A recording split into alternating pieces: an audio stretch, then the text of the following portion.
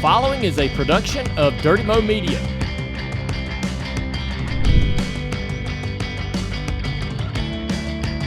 Hey everybody, it's Dale Jr. back again for another episode of the Dale Jr. Download. This is post Darlington.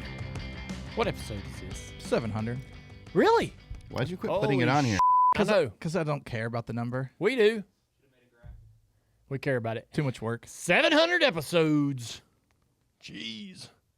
Feels like 7,000. This episode, number 700, is presented by Arby's. Don't forget about Arby's new Meat in 3 box. You get more meal for your money at Arby's. We have the meats. So let's get right into it, bud. We got a lot to talk about. On the table, I've got some props.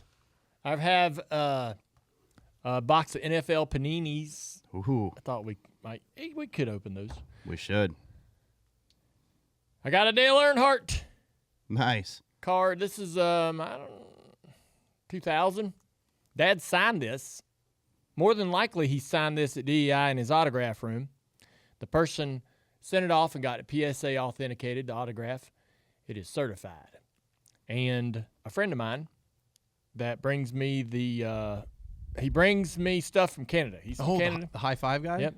Five Nice. Alive. Five Alive. Five Alive. Alive. He brings Five Alive and ketchup flavored Chips. potato chips, Yum. which is hard to say for some reason. He gave me this slabbed. I love that word. He gave me this slabbed autographed Dale Earnhardt card for the studio. And also, we talked about this shirt.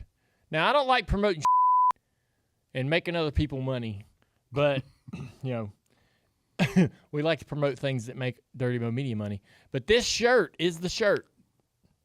Guess who ran into me today at the track? So this shirt, after the 1987 All-Star race, the Winston, where Dad and Bill Elliott tangled, Jeff Benine got in that little mix-up as well. It was maybe, in my opinion, I'm biased, the most dramatic and exciting 10 laps in NASCAR history. Okay? The last 10 laps of the Winston in 1987. The next couple of weeks, you start going to the racetrack and you start seeing these bootlegged T-shirts being sold all around the racetracks. And I bought one at Talladega. All right? Now, in 1987, I was 13 years old. And I bought one of these T-shirts. Dad would give me $100, and I'd run all over the property. No chaperone, no supervision. 13 years old, me and my buddies, they were 13, 14, 12, whatever. We're running all over the footprint of Talladega Superspeedway property. We're over at the Hall of Fame by ourselves. We go over to the dirt track at night and watch the dirt trackers run. No parents, nothing, man. I don't know what the hell. It's such a different world, right? It really is. You'd never do that now. Well, I bought one of these with some of the money Dad gave me to spend. And I got a guy, so I see it, right? And I'm like, yeah, it's got a lot of yellow and blue paint on it, meaning that this person that made this shirt must have been a Bill Elliott fan. And they're saying, look who ran into me, all the yellow and blue marks on it. Earnhardt ran into me. Well, I thought I would fix the shirt, and I got a guy to spray on a number 3, like this is the door of Dad's car, and put a little bit of red and gold on there too. And I was like, hey, Dad will see it and not think this is an anti-Earnhardt shirt. He'll think it's I'm like, hey, look who ran into me, Bill Elliott. You know what I'm saying? I changed the narrative. Well, nah, Dad did not think so. And he saw it, and he told me to take it off immediately. And he used a lot of curse words. And so the shirt disappeared. But now I have another. I bought it on the internet. Well, I think our old friend NASCAR man has sort of a pop-up T-shirt kind of print, sale by print. You print by, you order it, it gets made. Mike Davis probably doesn't want me talking about that, but I'm just going to say this, I'm glad to have one of these. and I'm going to wear it. And Dad ain't here to tell me to take it the off, right? So It's creative. yeah. Anywho, so I brought some props today. I guess we could put this in here. I don't know. I kind of want to put it. I kind of want to take it home. Could leave it here. I'd probably take it home. Okay, TJ made the call. Well, me and you will open some cards here after a while. All right. Went to. We got a big race this weekend in the Cars Tour. I'm leading into something, so don't get nervous about me talking about the Cars Tour. But our producer Travis likes us to stay on the NASCAR content. That's not true. He does. He is not excited about anything non-cup. Little Xfinity. Anything mostly non-Denny. cup. He likes Mainly a lot of Denny. cup. He likes a lot of cup in our show. A little bit of Xfinity. But O'Reilly. O'Reilly. Sorry. This is the way it's going to be for a while. Tomato. It's going to be. That's the way it's going to be for a while. So there's a 175 lap race this weekend at Wake County. Wake County's a really tiny track, and usually all of our late model stock races are 125 laps. We talked to the teams and we said, hey, let's add some laps to this one. So it's 175 laps at Wake County after the Xfinity race. The Xfinity race in Martinsville will run, and you can lead right into the broadcast on Flow for the Cars Tour. Please tune in. There's also $10,000 up for grabs in the Floatium program between 6 drivers in this race. So not only can teams, win their money, win the race and win that money, but there's also another $10,000 up for grabs in the Floatium program. Thank you, Flow Racing. Flow's awesome. So anyhow, we're going to run that race this weekend. We have like 33 cars going for 26 spots. Woo. There's going to be some good teams that more than likely going to not qualify for this race in the Cars Tour. This is a very tiny racetrack. And when the caution comes out with 26 cars on the track, we are nose to tail all the way. Yeah. The freaking pace car is right up somebody's ass. So it's a tight little spot. But anyways, I'm excited about it this weekend. I say that because this past week I went to Nashville to test.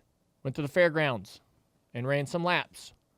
And in preparation for the Cars Tour race on the April the 11th in Nashville. And so that was a ton of fun. We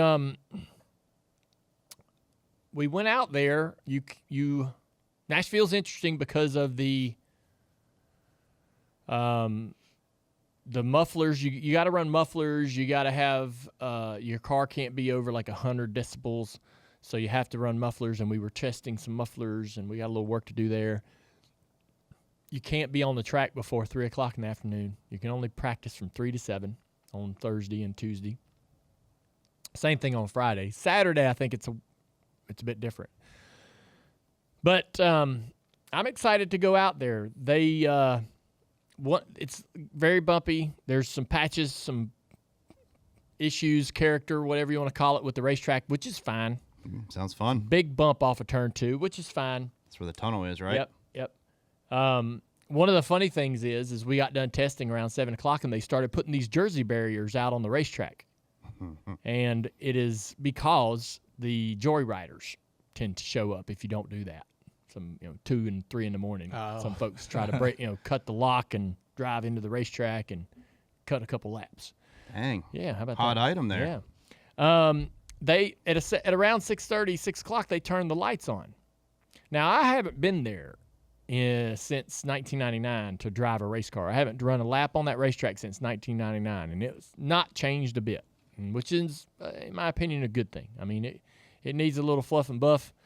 So, anyhow, they turned the lights on around 6 o'clock, man, and I'm going to tell you what, that is probably as close as I've ever felt to going to time traveling back in time. When they turn the lights on, the lights are good enough, but they're imperfect, and they're vintage. And I'll tell you, I've watched a lot of races. Like I've watched the 1984, one of the last races they had there in the Cup Series. The races there at night it was not well lit. It was just, very vintage, has a very vintage feel when you watch it on YouTube. And it looked exactly like that. It was so freaking cool. So I cannot wait to go back there with the Cars Tour. April 11th for Nashville Fairgrounds. We will have a lot going on to make sure that event's a lot of fun. If you were out there for XRS, you got an idea what you might get when you come back for the Cars Tour, because I heard the XRS deal was really cool. So I'm excited to go to Nashville. One small note, Jerky Boys, which is Nashville made, they'll be out at the fairgrounds. I'll probably be over signing autographs at the Jerky Boys booth, trying to, move some jerky. And Saw you sent Corey Heim some jerky. we did. I saw didn't that. know anything about that. I guess our boys sent Corey some jerky and he posted about it on social media. Thank you, Corey Heim. Maybe that's what got him the W. I like Corey Heim, and I like him a lot more now. That little thing right there. Yeah. He was like, hey, this is actually pretty good. I believe I'll let everybody know. Thank you, Corey Heim. That's how social media works. But anyhow, let's talk about Darlington. So NASCAR had the alumni program come out to Darlington, and some teams did throwback paint schemes, but which was great, and there were some really good ones, and I want to talk about them in a minute. But NASCAR has this new alumni program that they've developed where they're encouraging a lot of the drivers from NASCAR's past and a lot of historic names to come back out to the racetrack, and it's working really well. You saw a lot of those guys on social media this weekend. They incorporated them into the race weekend experience with waving the green flag, Lake Speed saying the prayer, and Dave Marcus handing the trophy over in Victor Lane, and you had a lot of guys in the media center and a lot of great quotes and comments from Mark Martin and Darrell Waltrip and Bobby Labonte and all these different people, right? And I love it. The the alumni program is really cool. NASCAR sends you a box. It's got a hat and all this stuff in it. We've been taking that stuff and putting it, signing it and putting it on our foundation website for people to buy. But which I'm very thankful to be in the alumni program. I just feel like I'm not gonna walk around with an alumni hat on. Not that I'm not glad to be part of it, but It's just a little weird. it's just, for some people it works and some people don't. It's like it's kind of like the jersey conversation. How old till you start wearing them or whatever. But anyways, the program is working really well. With having those guys at the racetrack, though, they come with their opinions, and they come to the racetrack. Bobby Labonte, Darrell Waltrip were asked about stage cautions, and there's some clips on social media about their opinions about it, and they don't like it.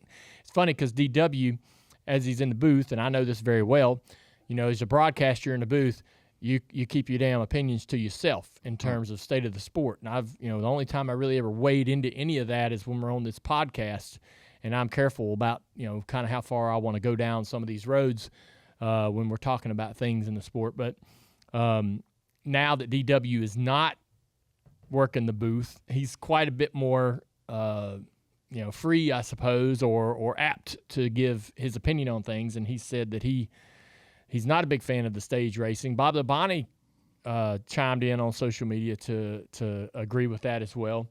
The Teardown went on to debate number placement at Darlington specifically. Jeff Gluck said that he would be for them allowing the numbers to be moved back for some of the vintage scheme or some of the throwback schemes or whatever. Why would anyone say they shouldn't move the numbers back for Darlington?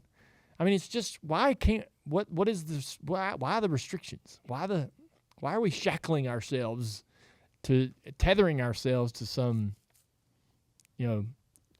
for brand consistency, or what are we talking about? Oh. But I thought, I was like, man, if they move the freaking number back for one race and everybody sees how good it looks, it's just going to open up a big can of worms. Just saying. But anyhow, Throwback Weekend lends itself to some throwback opinions. And I guess what I was wanting to say about that is NASCAR has made some really, really good changes to the sport. namely the point system. We had a lot of great conversations, a lot of kumbaya, everybody in the same room happy, and a lot of announcements and meetings and just a lot of positive comments. And this season has been great. We got off to a great start, and everything is good. But I guess that doesn't mean that I guess that doesn't mean that you're not going to have somebody every now and then come up and go, yeah, I miss this, or I think this should be different. I mean, it had some moments that were great. What?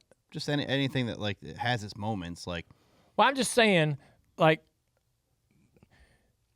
here's I guess the conversation I'm trying to have, TJ, is listen, NASCAR made some good changes this offseason. We're all very happy about it. There are still some people that feel number placement, stage racing, things like there's still some format, people championship. Yeah, there's still some people that still aren't in love with a couple of those things. Yeah, it's always going to be that way. And I feel like it's okay to still have those conversations. 100%. Yeah, I know, but I'll say this: NASCAR in all the progress. We'll call it progress. All the progress they made this offseason to make good changes, and really, really great change for the points format. They would hope that everybody would just shut the hell up and be happy, right? Just be happy with what you got. But you look at I agree with that a little bit, but at the same time, when Darrell Waltrip or Bobby Labonte says, you know what, I love all the changes, but I also think they should not have stage racing, and I'm like, me too, kind of, but not that I'm going to go on social media and start a kind of a crusade to try to bend that back in the other direction. But every sport has where people are critiquing it. Well, at Darlington, I think what we're gonna find is that Darlington weekend is going to be the moment in every season when those nostalgic sort of comments and conversations flare. The number placement, right? We don't really, there's a ton of us out there that absolutely despise the current number placement. We keep our mouth shut. It ain't changing. Nobody's talking about it changing. Nobody that matters. And so we're not thinking it's going to change, so there's no argument to have, right? Why complain if it's not going to do anything? But when Darlington comes around and the throwback schemes come around, what are we talking about? We're talking about number placement. And so I just find that interesting. It's we did a lot of great things this offseason, and everything is good, and we are happy, and we're moving down the right direction. And Darlington's going to always be this weekend that stirs up some of these discussions and conversations about what used to be and how it used to be and how that was better. And not that I'm not saying there's a right or wrong. It kind of always does that. Darlington's going to do it. Yeah. So, and I think NASCAR, I guess, is just going to have to, know that's just how it's going to go. Every time we bring these old hats around, like, for example, Kirk Shelmerdine, I love him. Awesome guy, right? One of the things that I wish he hadn't have done, and he didn't have to do it, he gets up during his speech for the Hall of Fame. He's getting inducted into the Hall of Fame. He is on the stage in front of the entire industry. And he got so freaking mad about the next gen car that he cussed it on stage during his speech. He said something along the lines of, that whatever the this thing is y'all have now, when talking about race cars. And I was like, Kurt, you didn't have to do that, Yeah. Just be happy about your career, and this is the Hall of Fame and not the time or the place. But when you bring those guys around, they're going to tell you what they think, and they don't have filters on them. Nope. And so I love the alumni program, because you get Darrell Waltrip telling you what he's really been thinking. Yeah. You know what I'm saying? Yep. Just to have them personalities at the track. Yeah. Like, I saw a handful of them. I saw Bobby a little bit. You know, Bobby is the nicest guy ever. He is. I was Super so cool guy. surprised to see him chime in on the stage racing conversation on social media. I even looked at the handle to make sure it was really him. I was like, this is bull.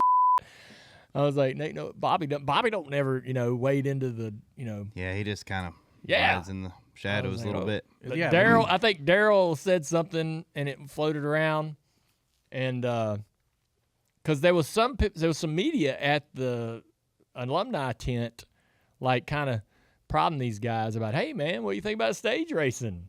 Yeah, they know. They haven't been Oh, talking for some months. Wind them up and let them go. Yeah, but I don't know. I only wanted to mention that because I found it interesting to me. And, Darlington's going to be the weekend where it kind of like picks at some of those old wounds. Sure. But the alumni program is great. Great job of NASCAR. I love seeing all the historic names out there. And, having Lake Speed, a guy, there was some opportunity for me to be there to do a couple things. And I was like, man, there's guys that have won races at this racetrack that need to be doing these things. Having Lake Speed saying the prayer. Guy won his only speedway race at Darlington. Always ran good at Darlington. Kurt Busch. All these great guys that are, part of the story. Kurt part of that crazy finish with Craven. The picture he took. I love the picture he took where he's Yeah. standing on the front straightaway at the start-finish line. it's Kurt like Busch is little like, bit. I missed it by that much. I mean, just that was a lot of fun, and that added to a regular, normal, good, solid race weekend. It added some seasoning and some flavor to it. And so I was very happy about that. Talking about throwbacks, not much of an argument here. I think a lot of people would say that Hocevar's group knocked it out of the park. Again, I'm biased. That we talked about it on the show last week. That particular scheme from 1981, it's a lost year for Dad because it was so bad for the most part. Not a good year for him, but that's my favorite design of Wrangler car that he ever raced in for sure. And Hocevar and his team did a lot of great stuff on social media with content. They wrapped a Grand Prix. Where in the hell has that car been, and where is it going? Yeah. I mean, I think the Wrangler wrapped Grand Prix ought to be whose is that? Where is it? I want to see it going down the street. I might want to drive it. What's it look like on the inside? We never saw the inside. Hocevar probably has it now. Who has it? We'll find out. I need to know. I mean, that's a pretty badass looking car now. Yeah. I don't know what it looked like before they wrapped it, but kind of like it. So they bring the Pontiac Grand Prix to the racetrack and take a picture of it as he's making a couple of practice laps. I mean, they really Went all out. went all out. was They smart. put some good effort into this.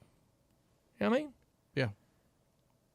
I just don't see a lot of folks putting that kind of effort into certain campaigns, even non-throwback campaigns. Yeah. Hell of a job. It reminds me of one of the first throwback weekends we did when the pit crew started wearing. One of the Man. teams had them white uniform. The Might have been glo- the Wood Brothers. The glory days of the throwback weekend. Yeah. Back in my day. There's Well, a lot of throwback yeah. stuff. Well, it helps that he goes out there and has a great performance on the racetrack. But it's a good-looking race car, good-looking job. Any other throwbacks stand out to you guys?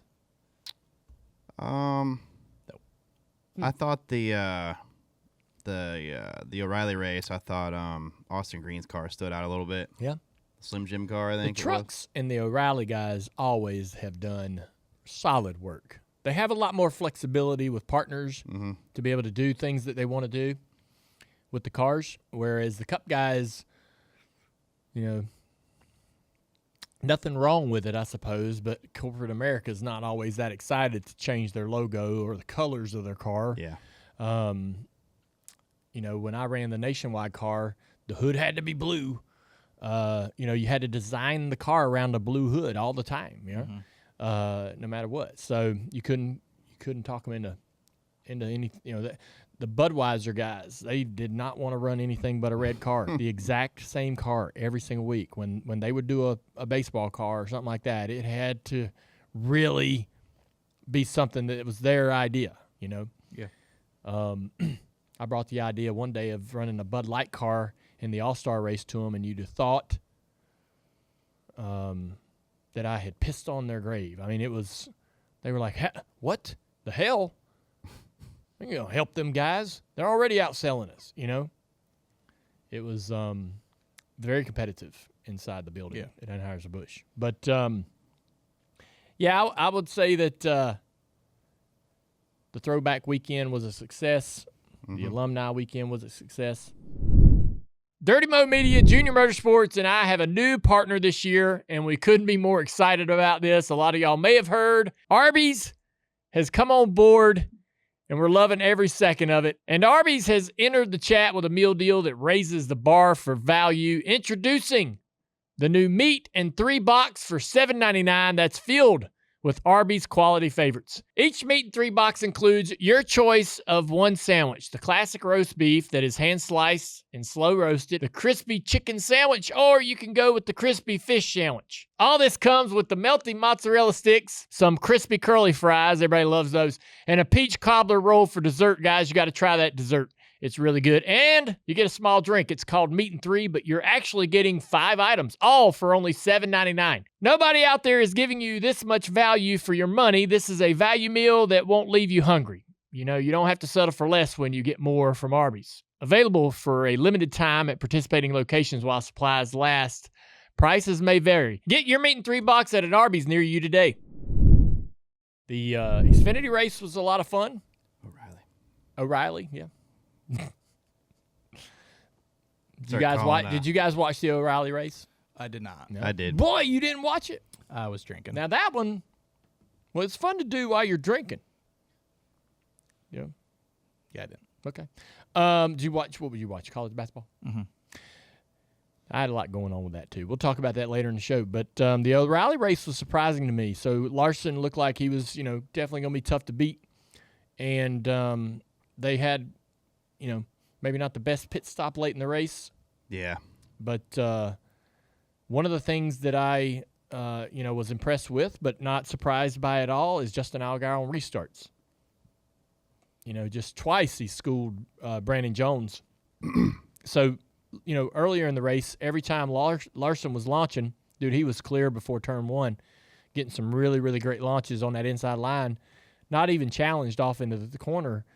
But both times that Brandon and Justin were lined in the in the front row on those final couple of restarts, Jones just could not get launched and clear of the 7 before turn 1. And man, you give Justin any sort of a chance on a restart, that's why they call him the Gator. I mean, he is tenacious. I will never forget a race at Chicago many, many years ago. Late restart, I think we're restarting 4th or somewhere along those lines, and he just took it from those guys. I thought, man, we've been running good all day. Top 5 here will be great. Fired off on a restart, and he went and won the race in the final couple of laps, and I was just blown away. But that is him to a T. That is what makes him great. That's twice this year that I feel like he's done that. Phoenix as well. Like Justin Allgaier is in the twilight of his career, and there is still not many people as aggressive and successful. He's not aggressive, reckless, but he's aggressive. He's a dog on the late race restarts. Yeah, he's so good. He just knows where to be, and he almost knows what's going to happen before it happens. Yeah, and the confidence that he has that the race ain't over. That is rare in certain individuals where you're sitting. So if you're sitting there racing all day long, right, and you're driving this car and you're running 5th, 4th, 3rd, 5th, you're running as hard as you can, working as hard as you can, and it's sort of drilled into your mind. Yeah, this is where I'm at. This is me. This is what we got today. This is all right. I just need to protect this. I need to take care of this and deliver this result, right? Not screw this up. Not him.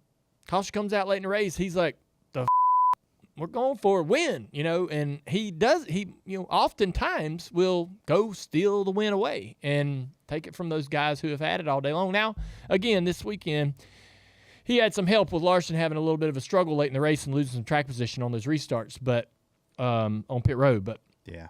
The end of the that's what you race, gotta do. the end of the race, I think, Larson wasn't quite as good in traffic. no, but Justin, he had 2 really good pit stops near the end, and his restart, like, he was probably a 4th to 6th place car. I know. Yeah. Speed-wise, but pit stops and restarts for Justin, same thing he did at Phoenix, man, just hung around, then he goes and takes it at the end. So that's a couple wins for Justin and crew chief Andrew Overstreet. Andrew was on Carson Quapple's car last year, and so they had a tough year together after really coming out of the box with a 5-race schedule the year before. It looked like Carson was going to win at Dover, and man, Andrew, those guys had some momentum, but last year was a struggle. So it's good to see Andrew having success with Justin Allgaier this year. Right now, top of the points, 52 ahead of Jesse Love. Carson Quapple hanging around right there in 3rd. Carson had a great run this weekend with Rodney Childers and their team. Sheldon Creed, Austin Hill, Sammy Smith, Corey Day, Brandon Jones, Parker Retzlaff doing an awesome job right there in 9th. And then Rajah Caruth in 10th in points, also doing an awesome job. Rajah back in the 88 this weekend, which he's excited about. He's splitting time between different cars and doing a great job there. Sam Mayer all the way back in 11th. Sam's had a tough couple of races, and Taylor Gray in 12th. The O'Reilly series, to me, man, I'm biased because of I got cars in it, but I really enjoy, kind of the turnover in this series and the comers and goers and who can be smart, who can be without mistakes, because these drivers are prone to make mistakes and get over their heads a little bit. And it sort of always keeps this point situation interesting. But Justin, the veteran that he is putting together a really great start to the year, and that bodes well for him moving forward as we get closer and closer throughout the season into the summer, going towards the playoffs. But anyhow, Austin Hill, man, come out of the gate strong, couple of wins, well, 1 win, but a couple of great finishes, and now sits 5th in points. 96 out. He looked really, really strong out of the gate. Corey Day doing a really great job on very limited experience. He's starting to, I think, early in the year, people were bashing him in his racing. I think he's now studying the couple waters. of weeks of just getting in there and getting the job done. Darlington's one of those racetracks where, you got to mind your business and be smart. And yes, he's had some, he's had a couple of good races to sort of start to build on some, That might be the best race that I've seen Corey have yet. I agree. Corey's listened to everything everybody's tried to tell him about. Where did he end up in that race? He ended up up near the top 5, didn't he? Like decent. Sixth. Yeah, that's a great day for Corey. Top 10 at Darlington is hard to do. A quiet 6th place finish is awesome. Yeah. Parker Retzlaff's doing an awesome job. I know I mentioned him a moment ago, but he had a hell of a race going all weekend, and I think that team's going to get better and better. And he's gonna be a problem for some folks if that team does improve throughout the season. Moving on to the Cup race, just there's a handful of things that I would love to talk about. Brad had an awesome run. I know a couple of folks in the Dirty Mo Media team were betting against Brad. Want to talk about that? Yeah. So that was I think it was what was a matchup. Matchup. What was it? I had Briscoe. There was 2 and Ty Gibbs. Yep, 2 matchups. You had Briscoe over Brad and Ty Gibbs over Brad. Were you sweating it there? Well, Brad was driving up to the front. I wasn't sweating. Pretty early on, I knew I was like, these bets probably aren't going to cash unless something bad. Man. Yeah, I mean, he had the second best car. Yeah. Good job, spotter. Yeah, it was all me. Yeah. No, it was. What did you think of the package? I was I was good with it. I don't. I'm fine with it. I think they can move forward with this. It didn't do anything bad. It didn't produce anything extraordinary, but I think it's Darlington. And in my opinion, taking away downforce from underneath the car stripping away from the diffuser and all of that is a great direction. Our race cars are not sports cars. They should not have sports car parts and pieces. We are NASCAR. We are not road racing. And so they should continue to go in that direction. I'm a believer in that. Goodyear's done some great work on the tire. We had guys. I watched a lot of guys in the middle of the pack, take off a little conservatively to be able to preserve the tire and come on later in the run and make up a lot of positions late in the race. We had guys that were, able to pass, able to make moves. And I feel like I watched a traditional Darlington race that, I would tune in again next year to see and hope to see something similar. Yeah. It looked, from the roof, it looked a little bit easier to make moves happen. Not a lot, but you could definitely. Yeah. I would say, TJ, that the changes that they made would probably produce something minimal on the product. That place is slick already. It's already kind of treacherous, and if they take a lot away, it's probably just going to look like a little. Where to the trained eye or to the fan's eye, even, you're going to see whatever you're going to see is going to be subtle. And we've heard, wasn't a lot. It was just a little bit. And that's okay. That's and fine, I don't think I expected it. I know that we talked about, 4 seconds to fall off. And I saw social media posts and comments about, hey, where was this wild, crazy race that we were predicted to have?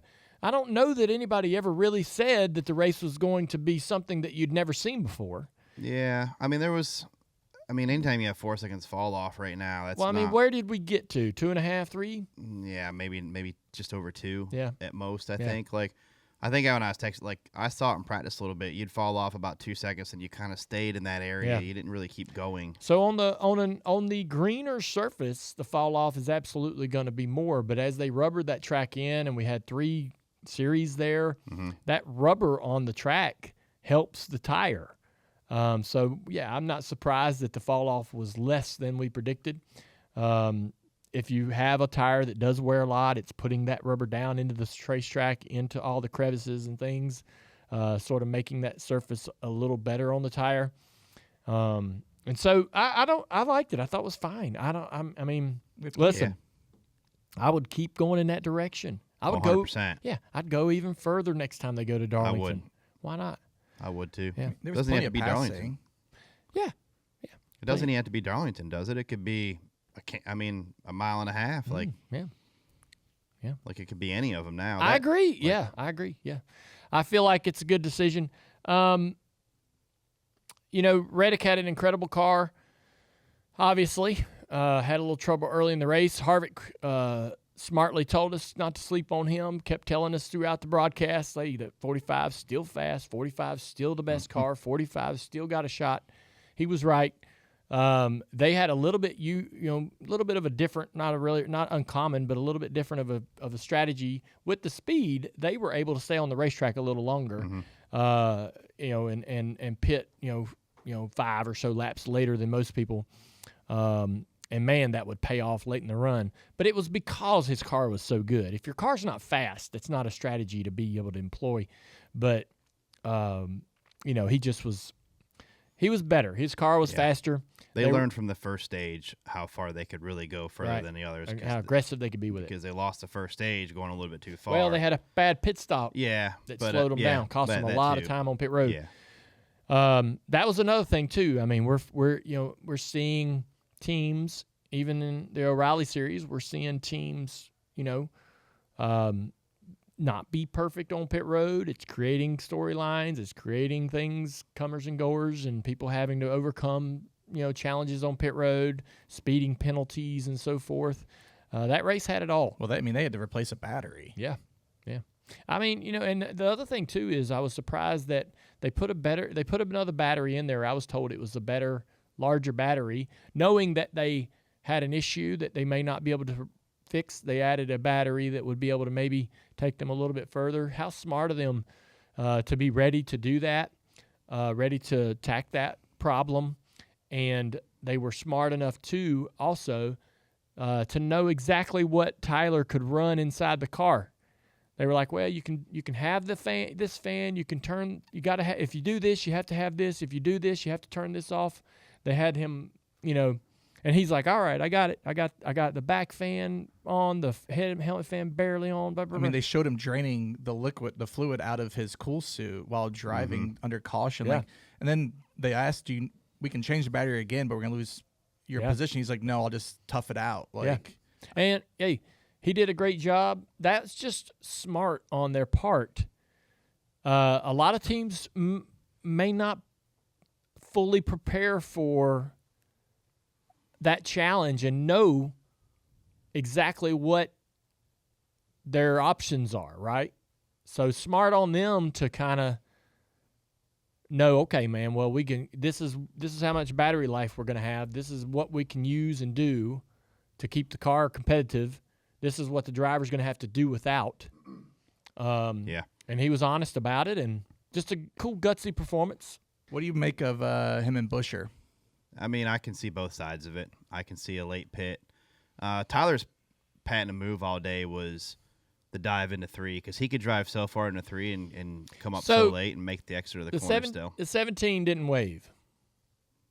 The 45 says 17 didn't wave. Are we not waving anymore? I'm asking a serious question. Not as it's becoming less and less. Even from the roof, guys don't tell you when they're pitting even more and more. Like they just don't because they don't want you to know when they're pitting. Is it worth that though? I mean, that's what I don't understand. It's like, all right, man, if we're coming. So the lap before, Tyler runs the wall as well, and I think you just got to know. Like I have in my notes before, I know what we can possibly do, and as the race goes on, you have a feel for pit stops, so I know just from when you run this guy down, if this guy's I don't care what car it is, if you run that guy down leading. His only play to win the race is to pit then.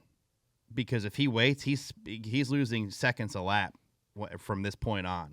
So, and Chris, they're always an aggressive pit strategy people, right? He's won a lot of races doing that type of stuff. So, you kind of have to be prepared for it. I'm not saying. Was the 17 coming to pit road? Yeah, he was coming to pit road. Go back and watch it again.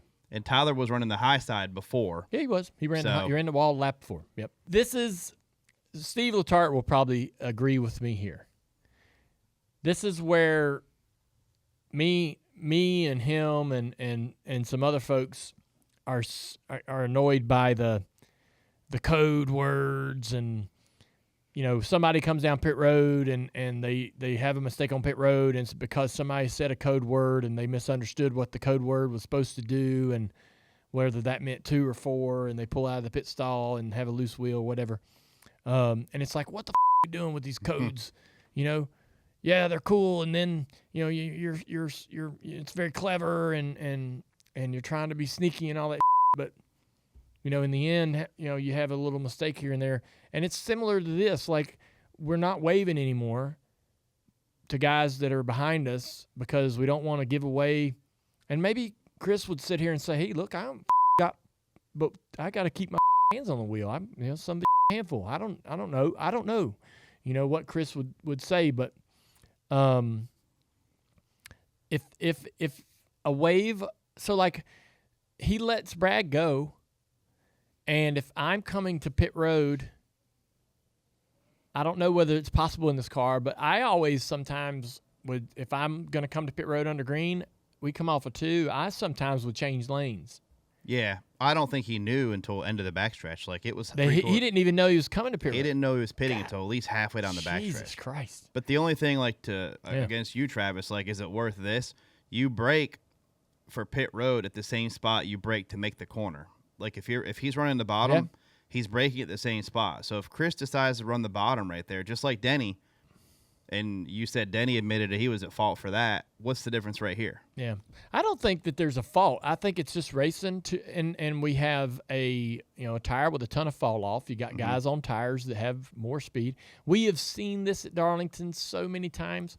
I go back to I think it was Andy Hillenberg got destroyed by Jeff Gordon there one year. There's been you could go back through all of the Darlington races through the 80s, 90s, and 2000s and find instances.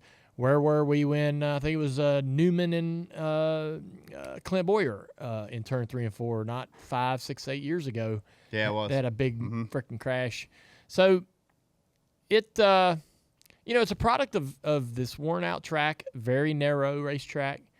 And if he doesn't know, that he doesn't even know he's pitting until turn 3. I mean, it looked like his lane change when riding on board with his car from the top of the back straightaway to the bottom of 3 was unique to me.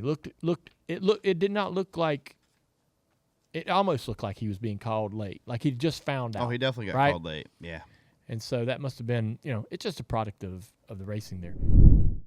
Hey everybody, it's Mike Davis here. I have a question for you. Now be honest, how many drill bits have you snapped just trying to finish a single job? Listen, I've been there. Nothing will kill the momentum faster than when that happens. That's why I want to talk to you about Can-Cut drill bits and cutting tools. These are American-made, family-owned drill bits that automotive and fabrication professionals have trusted for decades. And once you use them, you will know why. And here's the good news. Right now, you can save 25% off your entire order with the code DIRTYMO. My drill bits from Can-Cut came in handy just a couple weeks ago, so I bought an old, used metal trailer. I already had a hitch pin for it, but of course the pinhole wasn't the same size as the hitch pin. Isn't that how it always happens? So yes, I needed to drill a hole. I had my Can-Cut drill bits there for the job, and it was so easy. I wish you could have seen the way this thing bites through that steel. It was so effortless. And man, the durability, the precision of this thing, it was incredible. And yeah, I was off to my next project. These drill bits are made from premium high-speed steel with high vanadium content, then salt nitride treated. That hardness, it's not just on the surface, it's built all the way through the bit. That means they will drill into stainless steel, even titanium alloy, without giving up on you. In that 135-degree split point, no center punch, no pilot holes, you just pull the trigger and go. Here's the deal, it costs less because you're finishing the job, not replacing tools, the best bang for your buck. Check out cancut.com and use code DIRTYMO for 25% off your order. That's KNKUT.com with code DIRTYMO. Don't compromise. Use what the pros use. Get it done right the first time with USA-made Can-Cut drill bits and cutting tools. We have the winner, Tyler Reddick, on the line again. We've had Tyler on this show over and over and over. He just keeps winning. Problem to have. That's a great problem to have. So, man, thanks for calling in. I appreciate you giving us some time today, as always. I know you got a lot going on. And so how does it feel, man, to, we've talked about you. We've talked to you multiple times this year about your success, but you continue to win. You continue to find ways to win. Y'all continue to bring incredible race cars to the racetrack. You've got to be freaking fired up about how good that car was this past Sunday. Yeah, I mean, you nailed it. That's the key. It's really, really fast Toyota Camrys. And I think for us, we were, I don't know, I think everyone was uncertain of what the race and the speed and long run was going to look like going into the weekend. But yeah, in practice, running behind Brad, I could tell he was really strong. I felt like we were strong, I just remember Saturday after qualifying and everything, kind of looking through it and being like, all right, the RFK cars are strong. All right, Blaney's strong. It's, for the most part, a lot of the guys that were strong, the last couple of spring races were pretty strong again.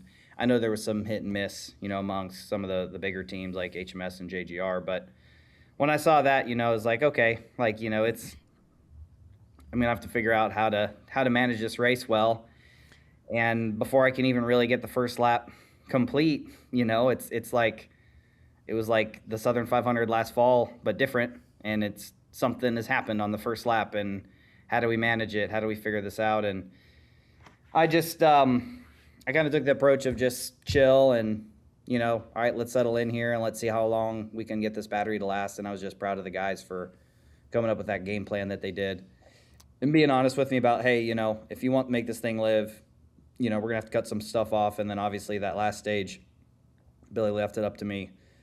Do you think you can make it without anything on that last stage? And I was like, sure. You know what I mean? Like, Yeah. I've been wanting to win at Darlington so bad for pretty much my entire Cup career. And so, yeah, I was going to have to be on fire to come down pit road and swap batteries or whatever. You know what I mean? What was the comfort level those last 50 laps?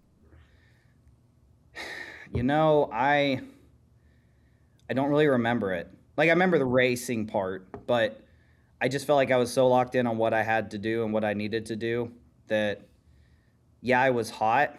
And, I never like running with my visor up, especially, wearing contacts and trying to keep stuff out of my eyes. But, like, I had to run my visor up to get some amount of circulation, whether it's the air coming in through the window net or the NACA duct off the front windshield. But it was still really, really hot. But, we got all the fluid out of the shirt, which was huge. Really? I remember at COTA, the shirt just never connected. Like, we were on pit road in 2023, cars rolling off grid, and we couldn't get the connection to go through. And at the time, we really didn't have a way, or didn't want to give up the time to, like, cut the shirt or hand me a pair of scissors. So I had to, like, bake with that hot fluid in the shirt all day. And, getting the fluid out of the shirt so it just doesn't sit there and get hot was huge. That part of it wasn't too bad. I expected to be a lot warmer core temp wise, but yeah, it was just a lot of sweating. But I run a fluid logic system in the car. It allows me to drink, without having to grab the bottle or whatever. It runs through the helmet hose and right onto my microphone. So I was able to hydrate, which I think was a huge part in why I was okay. Without being able to hydrate, I definitely think the heat would have really started to get to me. Is that button on the wheel? Yeah. Man, yeah. On the opposite side of where the mic button is. I'd always thought that the electric fed or whatever you want to call the system, I always was like, that's a sports car thing and not necessary, and I'll just use the old tube and tape it to my belt. But man, It really came in handy this weekend, being able to keep your hands on. I mean, so the idea behind it, I saw it more in the off-road, Baja 1000, like the trophy truck off-road racing. Those guys use it a lot there. And yeah, those vehicles get hot, but not as hot as our vehicles do. So yeah, there was a lot of trial and error trying to, like, over the years, whether I was at RCR or now here, just like making sure that we're not running the hose like alongside like metal and things like that, because it will get really hot. But yeah, I think it was 2023, maybe. Yeah, I think it was 2023 when they did away with the stage brakes. There was just a big emphasis, to make sure we had something like that in there, because if we never truly got a caution, there's not time to, like, grab and swap a bottle. There's not time for caution to hydrate. So that's when I was really dead set on making it work, and I've just kind of stuck with it ever since. Yeah. When you come off a season like you had last year, where you're trying to find the success you're looking for and weren't able to really get it going, y'all fire off this year. You look like a completely different organization. I'm looking at the shop behind you. What's the attitude on the floor of the shop today comparable to the end of the last season? Yeah, I felt like, when we got to the end of last year, obviously everyone was Bubba won the Indianapolis, the Brickyard 400. So, we still were able to at least win a big race. Obviously for, like, our side of things, we didn't find victory lane. We fell out of the playoffs earlier than we really wanted to or should have. And so, yeah, for, like, us, we were faced with a lot of disappointment, and, certainly I feel like our guys were, mentally where they needed to be to go in the off season to, like, figure this out. But yeah, at the same time, I don't think anyone was shy about how disappointed they were. So we had those honest conversations, in the off season, and just, okay, how do we address this? Where do we start? What do we look at? And I feel like a lot of good things were gone over. But for me, I just remember we had all these talks, right? And it's like, look, I get it. We've talked about it, and I like how this off season has went, but we got to go out there and do it. And so, out of these first 6 weeks when we've gone out there and done it, we've done a good job with it. I'd say the things that added to our struggles in 2025 that kept us from winning races, some of those things have still occurred this year. But I feel like just our mindset of not giving up through those moments last year, even without getting the win, really set ourselves up to, on the days like on Sunday with the alternator issues, or Atlanta getting in the wreck, or Daytona, the strategy not working out. It just, we understood that we're not going to let these bumps in the road, these low points in the race, just set us off onto a different path. We're just going to get the best finish possible on those days. And on 4 of them, they've turned out to be wins, which is pretty remarkable. But it all goes back to the start, having really fast Toyota Camrys, and we've done a really good job of that here to start the year. How does the current points format factor into the mindset of, we got to, even if we are throwing some adversity, we have to maximize today. We can't just wait. We can't just punt and then try to go win next week. We have to make sure that we're getting every single opportunity to score the points every single week. I know you're sitting in a really, really good spot, and you're able to put a little bit of a pad on your points lead. But this new system, I think, has teams looking at these each weekend a little differently than in the past. I don't know. Truly, I feel like for me, and TJ can probably relate to our time together when I was in trucks. As crazy as it may sound coming from me, I felt like, when I ran trucks my second year and it was the full season points format, I feel like, aside from what I just couldn't get through the gears, I felt like that approach, that style of racing, fits how I want to go and approach week in and week out. Yes, I like to push my car hard and, when I was younger, take more risks than I probably should. And I feel like I've gotten better about managing that as I've gotten older. But yeah, for me, I feel like whether it was 2024 and it worked in our favor, or 2025 when we just struggled, you know what I mean? I feel like my mindset hasn't shifted much over the last couple of years, when we're talking about points and how do we run our races and how do we fight through things. So I feel like just for me, the points format's where it's at is just rewards how I like to race the most. And I don't know, I say all that, but funny enough, whether it was, I guess Atlanta more than anything, or even I guess the decision late, starting stage 3 at Darlington, I say all these things, and then, I went out there, lap 1 with the wreck car at Atlanta, and I'm pushing it too hard, but I got away with it. And, we take the gamble of not changing the battery in stage 3. And I mean, I guess it wasn't a gamble at that point. We kind of knew what the drain was on the battery, but I guess it's risky in some sense, right? I'm banking on myself that I'm gonna be able to stay in the race car and make good decisions for the rest of the race. And for the most part, I did. Yeah. Coming up on Martinsville, that's a track that you admittedly have had some tough moments at, right? Yeah. I believe that you just haven't had the car that you need. When you get the car that does the things it's supposed to do, you fall in love with any racetrack, right? Yeah. You could go there this weekend and go, holy crap, now this is what I'm looking at. This is awesome. But say you go there and, how do you manage the weekend if it tends to, to be a bit of a difficult one? Just find the high moments, find your strengths, and look forward to those moments. And I think, for me, I remember, again, I'm going to go back to my truck days. I remember when the tires were a little softer, the runs would go longer before there was a couple years there where we'd run no stage breaks, no caution clock, no nonsense. And we get, 100 laps on tires, and it's like, oh, this all makes sense. Everyone's burned their stuff up. I'm going to march forward now. Yeah. And so I feel like even with the old car, the Gen 6 car, I started to figure that out in the Cup side of things and started to have really good long run speed. And sometimes it would get us into the top 10.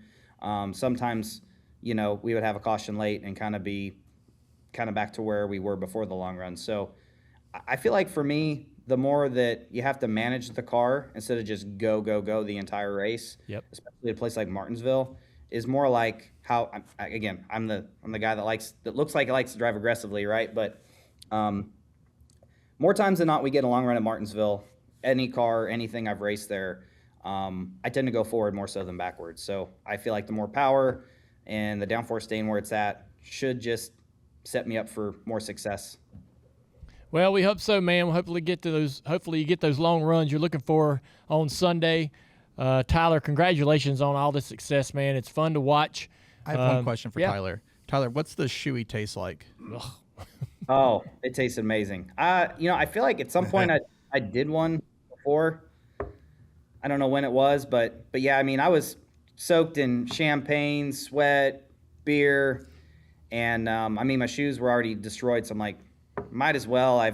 My dad found someone that had some cigars, and so I had a cigar in Victory Lane, which was awesome. I love smoking a cigar. The cigar is probably worse than the shoe. Yeah, dude, I never got to smoke a cigar in Victory Lane before, and I love smoking them, when I'm having a drink of bourbon or whatever at the house, or just watching a race, watching sports. So to have that moment with my dad was cool, and then I don't know, maybe I was delirious from the heat. I was like, might as well if we have one beer left, I might as well do a shoey because I'm already soaked, like I said. So that was one of the best tasting beers I've ever had. That's for sure. Your dad cigar.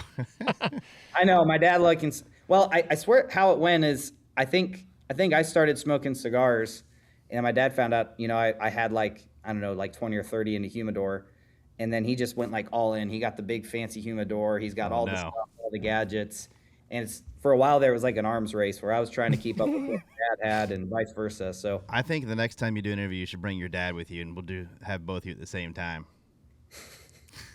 Yeah, we are a lot alike. Yeah. If I shaved my beard and left my mustache, there wouldn't be a lot of differences. Y'all really are the same person. They are. Yeah. I saw your dad in the garage Sunday. He's always a good conversation. Yeah. Well, thank you guys. I Appreciate you, it. Tyler. Yeah, man. Congrats again. Have fun this weekend. Oh, yeah. Hey, everybody. The 2026 NASCAR season is underway, and it's already shaping up to be another year of hard racing, great storylines, winning moments that remind us why we love this amazing sport. And when it comes to capturing all of that on-track action in collectible form, nobody does it better than Lionel Racing, the official diecast of NASCAR. Their race win diecasts are some of my favorite cars in my own collection. That's because the detail, they look exactly like the car does in Victory Lane. The confetti, scuffs, marks, tire marks, damage, all of it. It's like freezing that winning moment in time and having it right there in your own home and your own collection. Lionel Racing diecast, they're the real deal. And right now, Lionel is offering a free domestic shipping when you use promo code DOWNLOAD26. That's free domestic shipping when you use the promo code DOWNLOAD26. So head over to LionelRacing.com, grab your favorite diecast, and make this NASCAR season one to remember. Austin Cindric had a great race. I think we ought to shout out Austin Cindric. Hosvar. Austin Cindric is a good sport. We give him a lot of I gave him a hard time, told him he looked like Bluey? Blimpy. Yeah, Blimpy. Yeah, not Bluey. And he actually takes a picture with him at the intros in Vegas. He even had the orange glasses on. So what a good sport. Yeah. Goes out there, has him a great run this past weekend at Darlington, one of the toughest tracks. Probably one of the most underappreciated He is. He's actually drivers out there. Funny. He's very funny, but I mean, he does have his good runs from time to time. What a quiet top 5 he had. He just every good run he has is very quiet. He wasn't that way in the O'Reilly series. I mean, he won Gateway. He won Gateway and was strong that weekend. Yeah. That was Blaney ran out of gas, but Austin won that race. No one remembers. I mean, he's very unassuming. Goes about his work. Eric Jones was able to climb back into a good result. It didn't look like things were going that good for Eric in the first stage or so of the race, but he was able to, Not for your boy Denny wrecked him. Denny kind of screwed his Well, day I mean, he's kind of struggling back there, but he got the track position and continued to perform and move forward throughout the final stage. Way to go, Denny. Ty Gibbs, another. Yep, Ty Gibbs was a good one. 4 consecutive top 10s. Yeah. Yeah, nobody's talking about Ty Yeah, Gibbs. it's the right people. Yeah, not at least not on the racetrack. They're not talking about him. But I think, obviously we talked about RFK and how great they were. Did you see the font? I thought the Biff font on all the cars Yes. was cool looking. Especially when it was like 1, 3, and 4 there up there at the front. I know. I thought of all the cars, my favorite of the Biffle font was Chris Buescher. 17. I don't know. It's just kind of tilted. It's kind of cool. I don't like the number 4, but it looked okay on that car. Yeah, it was good to honor him. Yeah. The Larson's late issues. Did he gets in the wall? What happened? He had a right front tire go down. Had Is to come that to pit just him road. being too aggressive at the end? No, I don't know. he didn't have a right front go What- down. what was it? The back hit first Okay. into one. So he busted his ass? He must have, because Yeah. I went back and watched his in car, and he goes into one, and maybe just gets a little bit too high, and the back hits, and it swings the front.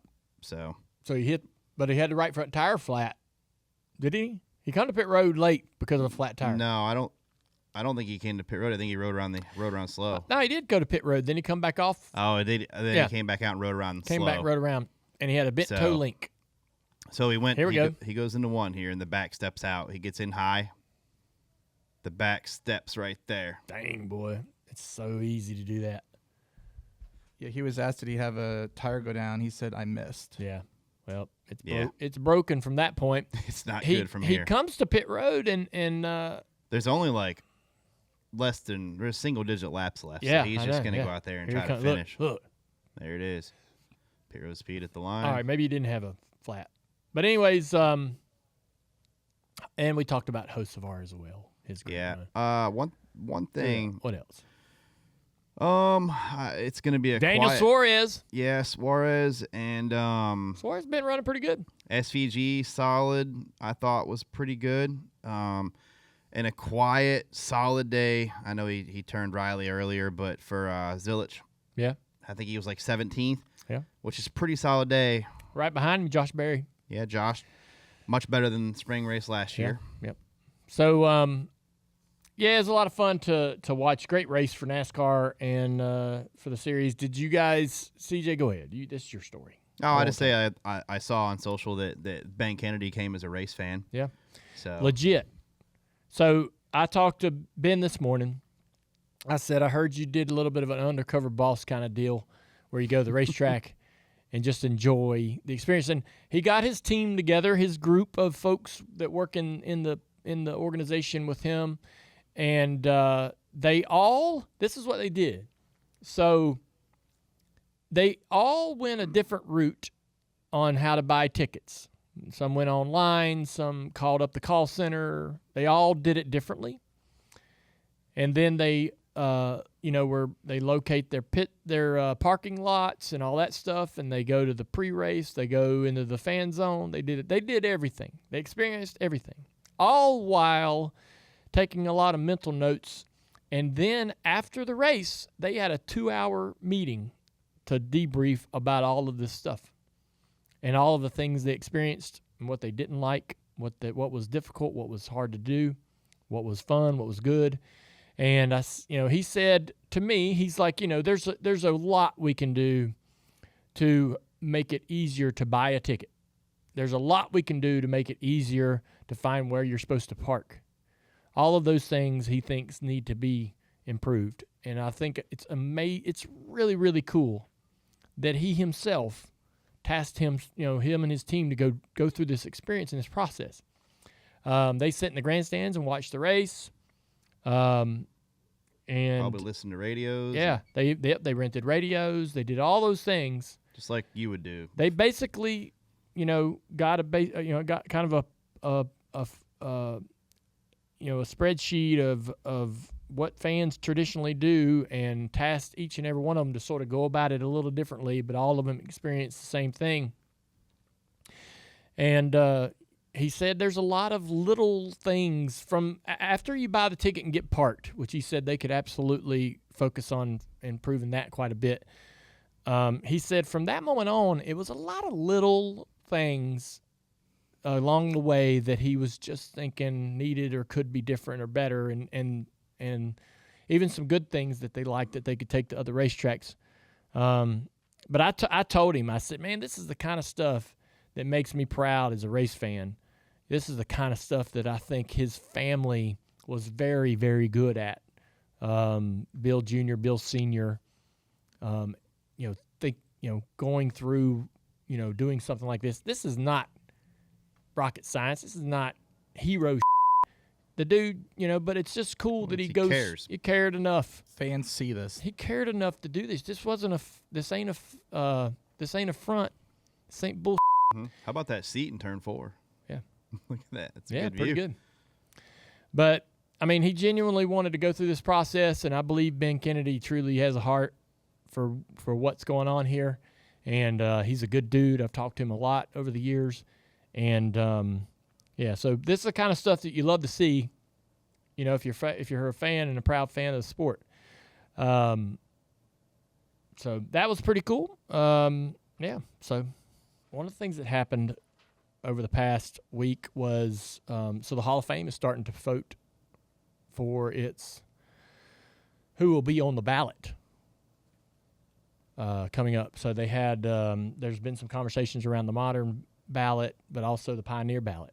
The modern era ballot is it's a great list of folks. One person that used to be on there that isn't on it currently that I think we should consider voting to get back to the ballot, right, to have the opportunity to be nominated, is Ray Elder. Ray, also Butch Lindley, 2 names there, Ray and Butch. Butch is very synonymous with short track racing, won like 500 races in the late 70s, racing around the Sportsman Series and so forth. That's a lot of races. Tons of race, dude. He was so good. And so Butch Lindley was one name that I brought up in conversation with the committee. Another one was Ray Elder. Ray Elder raced on the West Coast in the Winston West in the 70s. Yeah. He's a 6-time champion. So I mean, if you have a 6-time champion of anything, I mean that's Hall of Fame. Does he like? I don't know a lot about Ray Elder. Is he similar to like a Mike Stefanik of the East Coast? So I don't think so. I would say that in the late 70s and even on into the early 80s, the West Coast Cup Series was very much like a sister series, somewhere in between the O'Reilly and the Cup. Okay. It ranked pretty high. It ranked high. Yeah. Today they have placed it under the umbrella of the K&N or the ARCA, right? And it's now relegated almost to something less significant. Definitely less. Years ago, it was very much a Western copy of the Cup Series. They ran the same cars, and when the Cup cars went to Riverside to race or Ontario to race, the West Coast guys would run in that race. Sure. They would qualify and race in. Ray Elder beat the Cup regulars at Riverside twice. I believe. So it wasn't a fluke. Nope. I believe in 71 and 72. He won the literal Cup race at Riverside. Dang. He beat all they go out there to run. It's the first race of the year, and he was the guy to beat. Well, he wasn't just the West Coast guys when they would race against the Cup guys weren't going to beat them. They would run maybe in the backside of the top 10 if their cars didn't break. But for the most part, your Richard Petty's, David Pearson's, Kel Yarborough's were going to be faster. The Wood brothers, they were just not. The West Coast guys just didn't have the speed. Ray Elder beat them a couple times. Ray Elder came out to Daytona and ran in the top 5. And so he had it. He was, and it's a NASCAR West Coast series that he is a multi-time champion of. And so, like, that's an automatic in my mind for a Hall of Famer. Right? I think he's 5 or 6. It's still a lot. But it's a lot. And so I always get it confused between the two. But in my mind, like, I know that people are going to say, well, the West Coast NASCAR didn't have the competition. They didn't. They didn't have all the cars. They weren't as fast. They weren't as technology savvy. They weren't, they just, when the Cup guys would ever compete against them, they didn't hold up. Ray did, but the rest of them didn't.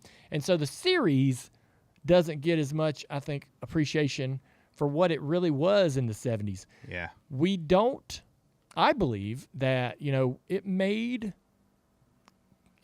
being successful nationwide for NASCAR Cup Series, it made being successful nationwide easier because of what the work that Ray and those guys were doing on the West Coast.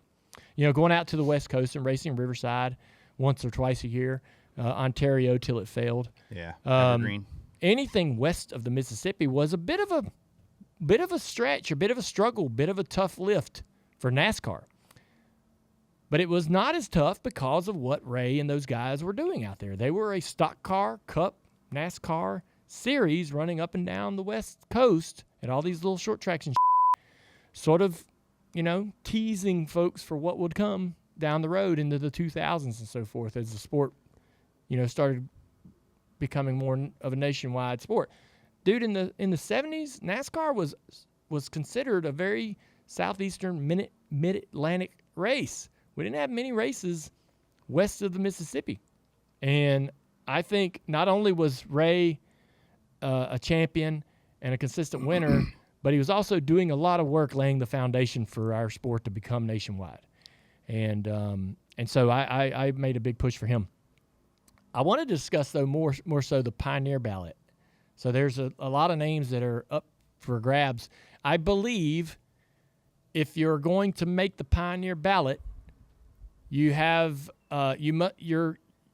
there's a year like 1966 or something like that where the bulk of your career happened before that year, right? And so the modern day guys are all on the ballot from 1960. Oh, it's a 60-year. All right, significant impacts over 60 years ago, right? So I think last year was Ray Hendrick, a modified standout who definitely had been on the ballot for many, many years. So it says right here, there's legends like Banjo Matthews, Jake Elder. Other nominees include Larry Phillips, Bob Welborn, and Ralph Moody. So Ray Hendrick got the vote last year.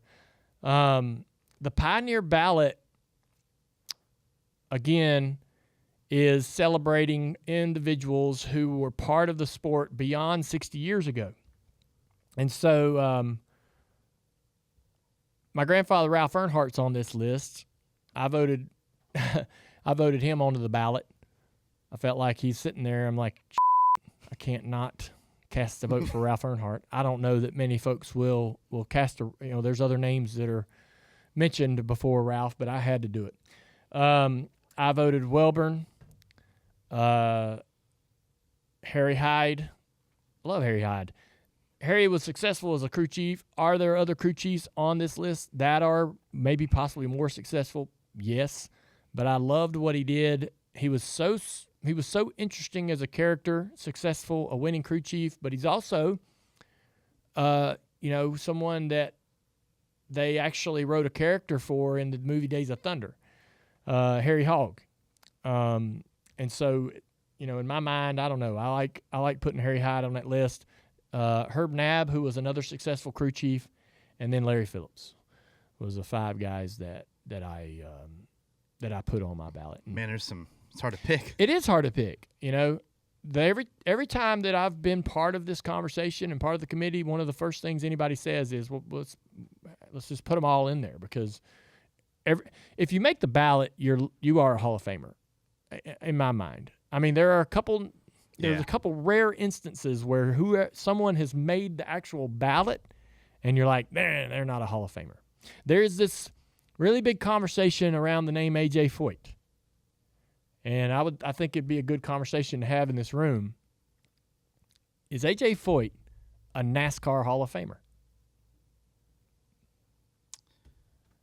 I mean, first off, bring up his stats. First off, you would need to know what he's done in the sport. Yeah, statistically. I need to know all his stats here, NASCAR stats. The conversation, this conversation has come up a couple of times in the past several years.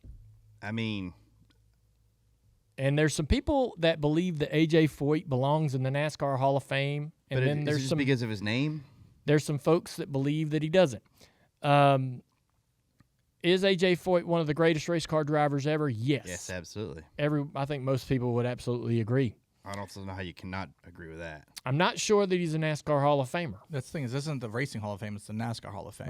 That's true, and that's a common comment. AJ ran 100. It says here 128 starts, 7 wins, 9 poles. 1979 Daytona 500 winner with the Wood Brothers. He won the Firecracker 400 in 1964. All right, so let me ask you this: is William Byron a Hall of Famer right now?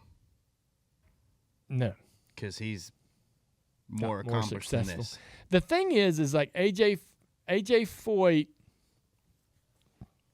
I think that a lot of people, just say, "Hey, he's one of the greatest drivers ever." It's and AJ Foyt. And he raced Yeah. with us. He's Automatic. He's automatic, and I'm not sure I agree with that. No, I don't think he's in. He should, in my opinion. Man, there's some people that believe he belongs in there.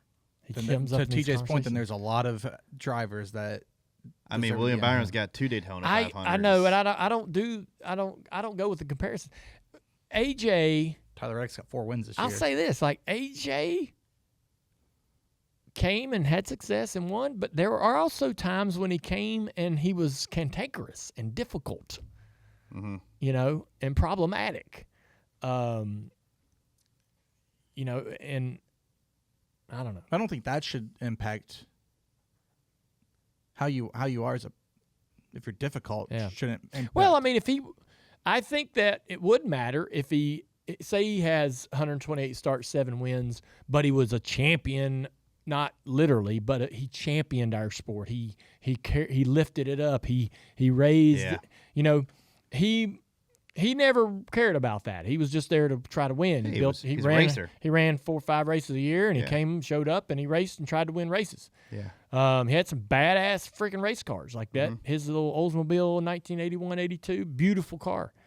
The Cutlass he brought. Yes. No. But you have to put But- the line somewhere. So I do weigh that. I do weigh whether it's not. I don't weigh. It don't weigh it doesn't weigh a ton into my decision. But I do weigh, were they problematic? Did they create issues? Were they in trouble? Were they did they bring us? Did they tear us down? Did they lift us up? Did they go around talking about how much freaking how badass it is to race NASCAR? Did they go?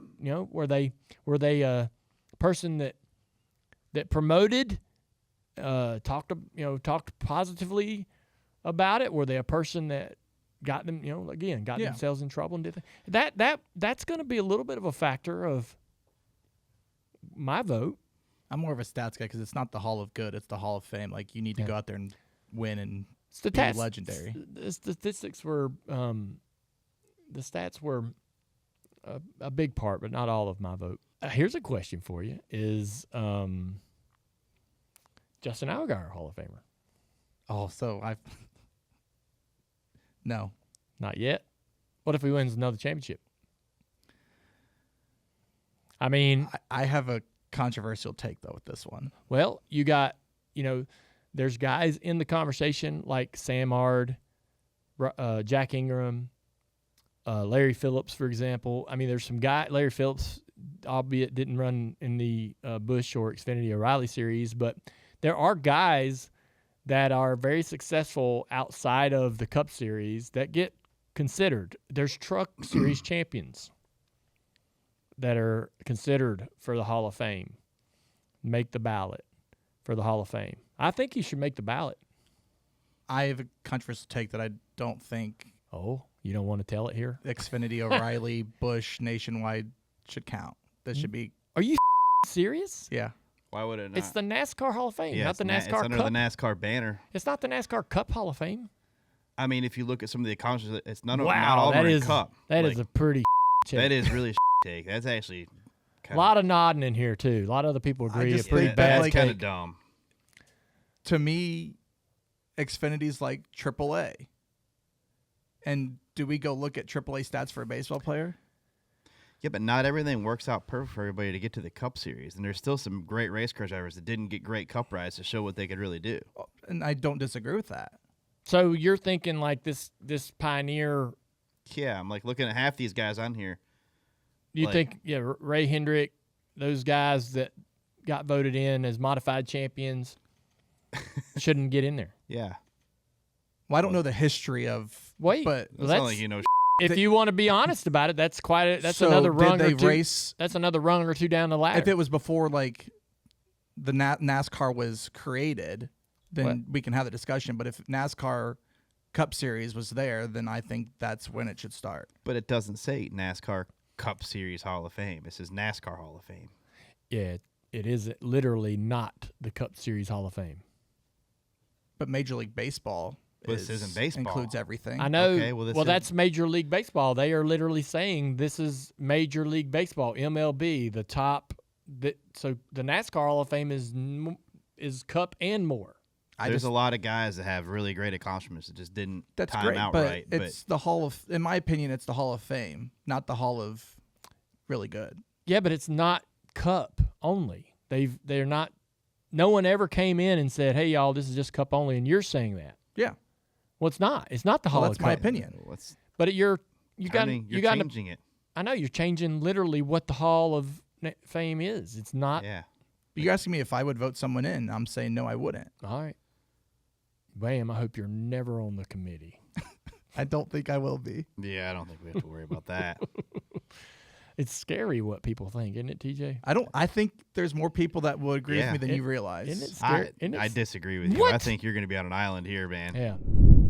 We're on the search for the most legendary NASCAR memorabilia collections for our Ultimate Racing Collector, presented by Lionel Racing, the official diecast of NASCAR. Lionel Racing is your go-to source for all your racing diecast needs. Check out the latest pre-orders at lionelracing.com. Diecast, sheet metal, trophies, shirts, a mix of everything. That's what we want to see with our collectors. And you'll have the opportunity to submit photos, videos through Dirty Mo Media's social posts for a chance to be selected. We have a post later this week, and then you respond to it. Videos obviously are really good. That's going to give you the best shot to win. And then next week we'll select the winner. Looking forward to seeing what everybody brings to the table this year. Yeah, there's usually some really good stuff, and some of the videos are amazing. All right. Well, thank you, Lionel, and can't wait to see who is going to be the next Ultimate Racing Collector. Thank you, Xfinity, for waving the red flag on internet price hikes and raising the green flag on savings. You get more speed and reliable Wi-Fi, and you're locked in for one price for 5 years. That's pretty darn good. No surprises, no late yellows, just a straight shot to victory lane, and just like that, we've got a winner, folks. Xfinity, imagine that. We're sitting here having a debate, everybody, as you're all rolling into this show. We've talked about the Cup race and all that fun stuff. We had our buddy Tyler Reddick on here. Again. He's in the Xfinity car this weekend. We talked about the Cars Tour upcoming race this weekend at Wake County and testing at Nashville Fairgrounds. We had a lot of conversation. But right now we're in the middle of a debate around the Hall of Fame. The committee has gotten together to get the ballot ready for the Modern and the Pioneers. I told everybody who I voted for the Pioneer ballot, and I was told by the committee that I could share my vote, and I have. And we got into a debate around A.J. Foyt. Should A.J. Foyt be nominated or voted in to the Hall of Fame? That's To the NASCAR Hall of Fame. Yeah, the NASCAR Hall of Fame. Should A.J. Foyt be in the NASCAR Hall of Fame? I'd be curious to see a poll on this, because there is a pretty split opinion on it. And that furthered the conversation to a hot take that our guy Travis has. Hot take. And so Travis says that he doesn't believe anyone that competed in anything outside of Cup should be in the NASCAR Hall of Fame. Like no Xfinity, because I asked the next question, okay, if A.J. Foyt is a good conversation, what about Justin Allgaier? Justin's got a little career left. I don't know, several more wins possibly, maybe adding another championship. Is he a Hall of Famer? And that spurned, the comment from you, Travis, that you don't believe, your hot take is that you don't think that pure truckers, pure Xfinity guys, or guys from Modifieds, the Larry Phillips, all those. You don't think any of those guys should be elected into the NASCAR Hall of Fame? You think it should be specifically off of Cup performance? Since NASCAR was since NASCAR was created, anybody that didn't race Cup, I don't think it. And our argument, I think, is that it's not the NASCAR Cup Hall of Fame. It's the NASCAR Hall of Fame, and we are recognizing anyone who's had real success in not only on the racetrack, but obviously, anybody who's been an asset to the industry. You have, crew chiefs and all types of people nominated from time to time. So that's interesting. I'm surprised by that take because we have said over and over at this table that it's not the NASCAR Cup Hall of Fame. It's the NASCAR Hall of Fame. It embodies all NASCAR. But you refuse to budge off of your take. And you think there's a lot of people that would share your opinion. I think I'm in the minority, but I don't think I'm like. Tim's, you sat down in this conversation just now. Tim's walked into Walked this. into this. What do you think about that opinion? I agree with Travis. Are you serious? I do. You're a liar. Oh my! It doesn't get the same amount of coverage. Hey, don't get offended when I call you a liar. TJ doesn't like that. He texts me after every show when I call him that, and he's like, "Stop calling me a liar." That was after just one problem there. So That was an isolated incident. It was an isolated. I don't believe you. I think he's pinching you under the table or something. did. No, I totally agree. I mean, I agree with both sides. I'll say that because the Hall of Fame is a museum. We celebrate the sport, but we celebrate the Cup guys way more than the other guys. We do. So that should take higher precedent when you're It electing does. the Hall of Fame class. He's saying no one outside of the Cup should ever be elected. We do. Cup success absolutely weighs more into your opportunity to make the ballot. You'll look at the ballot every year and the names that are discussed by the committee and see predominantly Cup guys, dominating the list, Which is right. which is fair. Yeah. That's fine. But when a guy He's saying that a guy like Justin Allgaier shouldn't even be considered. it's a conversation, but not Justin Allgaier, but if someone has failed at the Cup level and went back and they were more successful in the lower series, Which has happened. I know, but I don't feel like that should count. I mean, if they've never gotten to a certain level, like a short Why track shouldn't rank, it count though? Maybe they didn't work out right and get into a There's grade a A great Cup car at the that's time. another great conversation. What if Penske, had hung in there a little bit with Justin? Sorry about it. That's in every sport. Like, what if the dude's offensive lineman would have blocked better for him? I know, but Justin didn't fail. Doesn't mean he's a worse driver. Doesn't mean Justin didn't like. That's why if you didn't get the He opportunity, didn't. He it's never different. did. He raced Xfinity for Penske. He's a good argument, but if there's other drivers that failed at the top He level, did actually get the cut, but he never really got that kind of Yeah, it solid wasn't. opportunity. yeah, He'd never gotten to a top Yeah. 10 Cup car. No, I'm just saying, Justin. I'm hoping that Justin tacks on a few more things to create the conversation around him being a nominee one day. But I wonder how folks in the Well, he's only going to tell I wonder us what how he folks wants. in the comments feel that if you didn't race Cup, you don't get a chance to even make the conversation. I think most are disagreeing with me, though. One person says AJ Foyt should not be in. He's IndyCar. Matt Crafton is a name coming up that didn't get a lot of Cup starts. That three-time truck champion. Matt will probably be on the ballot because of what he's done in the trucks. But in Travis's eyes, again, I'm just reminding folks online, he wouldn't even get a chance to be in the discussion. But like Mike Stefanik, like that guy. I'm looking. See, that's where I That dude is disagree like- with Travis. He never got to that level. Maybe he And didn't want to go to that level. That's Well, true. But No. I'm saying He's he should be in He's the saying Hall of Fame. he's because saying never, he would vote Stefanik in, but not a truck racer.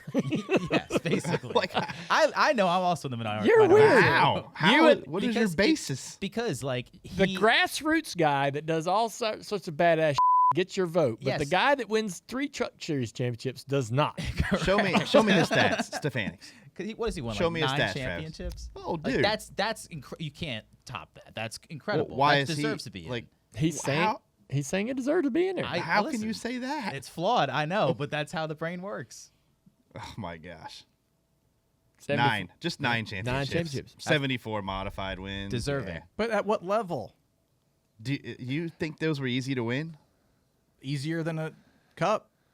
Are you? I mean, I don't know that you can say that. I mean, honestly, I know. I mean, I don't know if you can say that either. Yeah, I mean, some of those were harder to win than a Cup race. 9 championships. I would absolutely guess that some of the races that he won, ran in a modified, were tougher to win than a Cup race. If he was in a Hendrick car Yeah. during these years, could he have won a championship in the Cup Series? Oh, I mean, how now? What are we doing? Yeah.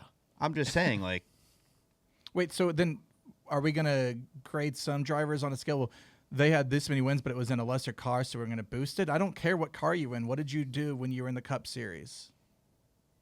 I just don't think that's a fair. Like, we don't look at assessment. like a quarterback and we're like, oh, he was good, but if he only had a better team, you know, his stats would have been better. Like, so let's put him in the Hall of Fame. I mean, look at Sam Darnold. Everyone wrote him off after going to the Jets. Now he's a Super Bowl champion. But he's not a Hall of Famer. I'm not saying he is, but it matters.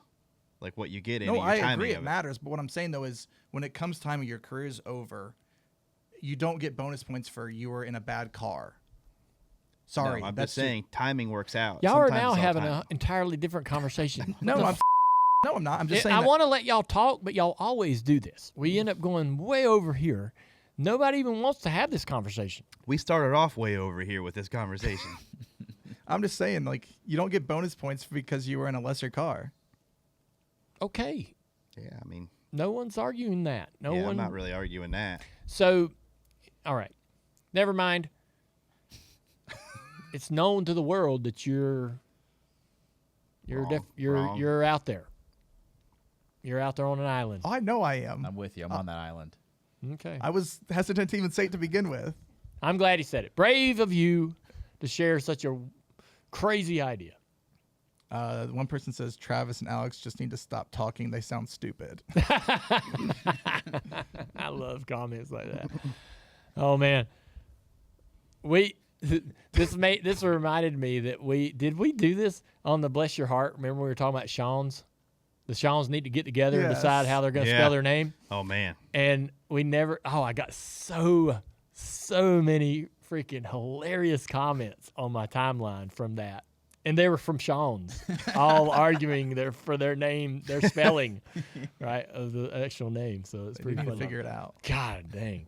Social media can be really good some days. can be entertaining. So good. So all right, we're doing Ask Junior. Let's get some questions going. Let's go to First question. Oh, let's go with the layup here. If you could make one change to NCAA 27, what would it be? One change. It needs a companion app. Oh my gosh, you have no idea. I mean, seriously, if EA and anybody's listening, the game needs a companion app so we can do some some recruiting and all that fun stuff. I don't even know if it's on recruiting. our but iPads. I'm just saying, so Yeah. we can do some on our iPads, change our Yeah. depth chart, whatever we want to do. All right, That'd be really nice. it needs an app. I'll pay money. I'll give you $1.99. I would. I don't want no in-app purchases and no subscription though. Just let me Boy, let me recruit. No, I'm just kidding. TJ? that would be very beneficial as a Well, person that's Dale's. What's yours? Sorry.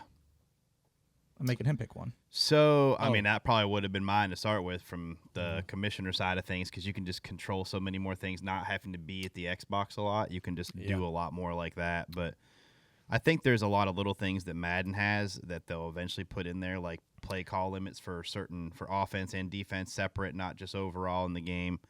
Why do you care about that? Because I think defenses are a lot more common than regular cheat plays, but there's just a lot of little things. But the companion app would probably be mine as well. Yeah. Next question was, how hard was it to run two different cars when the COT came in to the scene? You're just trying to get me to talk about COT, I think. It's not hard to do. Someone literally sent this question in. Oh. Well, at the time that around the time the COT came, we were still running the Gen 4 version, the kind of Gen 4-ish version Yeah, of it was.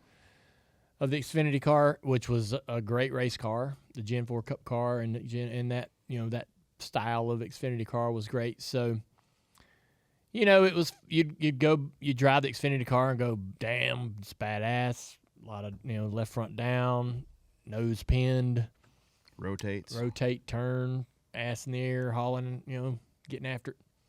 And the COT, honestly, was just so bad from the start. I'll harp a little. We went to COT's getting built.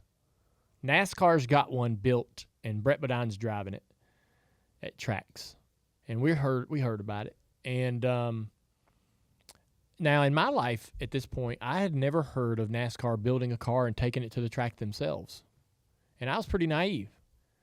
And I thought, damn, NASCAR is going to the racetrack with a COT, and they've built this car, they've designed it.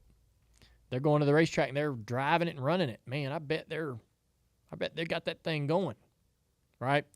We build our first COT and we take it to Rockingham. Me and Tony Jr., Tony Sr., and we unload it. And I'm thinking, man, I hope I can run as fast as NASCAR with their COT. They've ran, they've been testing this thing for months, and they've got to have it dialed in. We're gonna run a car with a splitter for the first time in our lives, and it's some big old stupid shoebox wing, with a wing on the back, and ugly car, and it drove as bad as it looked, and I'm thinking I'm climbing in this thing and I'm hoping it's okay, and we're going to be way off and it's going to take us all day to figure this thing out and learn. We're going to learn a ton, but it's going to be a handful. I'm going to promise you, we were over 1.5 seconds faster than NASCAR COT right out of the gate. And they were on the other end of the racetrack, really. We go out there and run, and I come in, and I was like, all right, how do we compare? I asked Tony Jr. how we compared to NASCAR COT, and he's like, they're struggling. He's like, we're not too bad, I guess. I don't know. We didn't know how fast we were. I don't think anybody else was there. Brett wouldn't have got approved. We ran and ran, trying to make that thing better, and they were way off over there with their car, just running laps. I'm sure. I mean, maybe they had a reason or whatever they were trying and testing. But I was like, man, how could they be so slow? This is NASCAR. This is their car. They made this car, and then we go out there and ran it in a race. And I'll be honest, it was. I had some times when I had some fun races in the COT. Really? I had a couple fun races driving Tony Jr.'s COT. And me and Tony Jr. would figure out some things that we kind of liked, and I had some moments. The clash and the duel. I'm just saying. We ran in the Bud car for a couple races, and also with HMS. But, it was just the problem with the COT and every other car after that was the splitter. And, I mean, I've talked about it at length on this show. When you put a splitter on a car and there's a rule where it has to be, like it has to absolutely be exactly in the same spot on every single race car, and everybody knows that getting that car to go fast means putting the splitter right against the ground, you literally have every car going around the racetrack exactly the same way, set up the same way, air platform and everything identical. When we didn't have a splitter, we had these valences on the car, and you could travel the car differently than the guy beside you. And you might find a way to get it to stay lower down the straightaway and travel more in the corner, and you traveled it until the right front tire or the left front tire rubbed the fender, right? And then you beat the fender up. Then you traveled it more, and then you beat the fender up and traveled it more. Yeah, you kept do that a lot. Yeah, and then now you're bottoming out. Now you're trying to cut the bottom of the car to get it to travel more, and everybody didn't live in the same place. Everybody didn't go down in the corner and land and end up in the exact same travel. So you had guys that were better entering the corner, guys that couldn't enter as hard, guys that got through the middle better, guys that got off the corner better, guys that were lower off the corner, cars were carrying the nose off the corner. Mm-hmm. Everybody's car traveled and ran differently, and so You know, you had guys that were faster early, slower late, guys that were just junk, guys that were super good. You had all kinds of things happening in the field in terms of speed. When everybody got the splitter and had to race with a splitter, we all ran the splitter on the ground, and we all ran the same.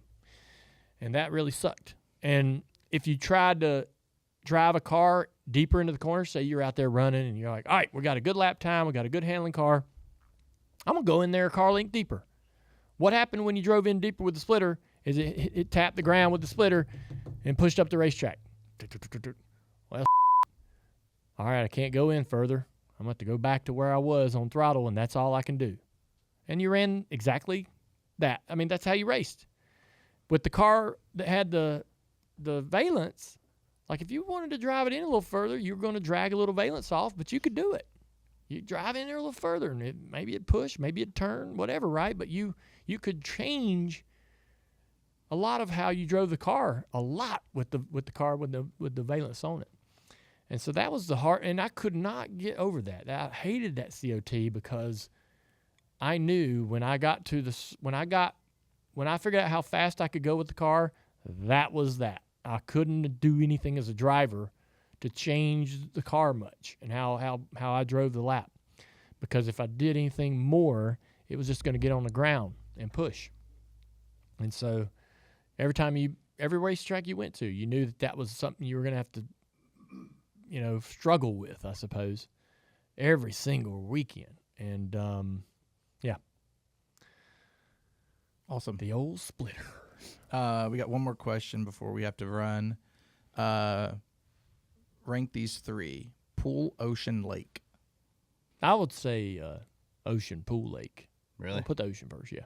Because ocean means beach. Yeah. And beach, there's usually some pretty fun spots to eat. There's all kinds of great things. Wow. Yeah. If I'm near the ocean, then I think I'm probably on a vacation. Yeah. You're happier. Yeah, a little happier. If I'm by the pool, I could be at home. Yeah. Sometimes the beach is just a lot of work. I don't mind. You don't like toting shit out there and setting it up and taking it back down? No, I mean, most time we do that. We just go out there and set up about 3 other people's the wavy. Oh, we help all kinds of folks. Yeah, we're helping people next to us. That's usually what we do. Yeah. Well, you're trying to be a good Samaritan. Yeah. I'm looking forward to the beach. I'm with you. Yeah. Ocean, pool, lake. Sorry, lake. All right, everybody. Thank y'all for tuning in on this segment of Ask Junior. Thank you, Xfinity, also for waving the red flag on internet price hikes and raising the green flag on savings. You get Wi-Fi that you need, reliable service, reliable speed, locked in, one price, 5 years. Yeah, it's hard to believe. No surprises, no late yellows, just straight shot to victory lane. Just like that, folks, we got a winner. Hey, this is Dale Earnhardt Jr., and for all the latest Dale Jr. download gear, including the IM'll Drink Some Beer t-shirt that we've been talking about here around the office, head over to shop.dirtymomedia.com for all the latest merch. Russ, is AJ Foyt a Hall of Famer?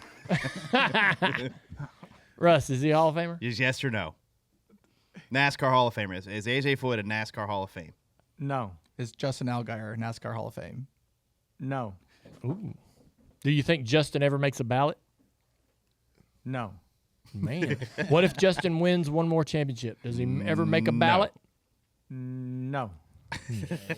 Welcome to the team.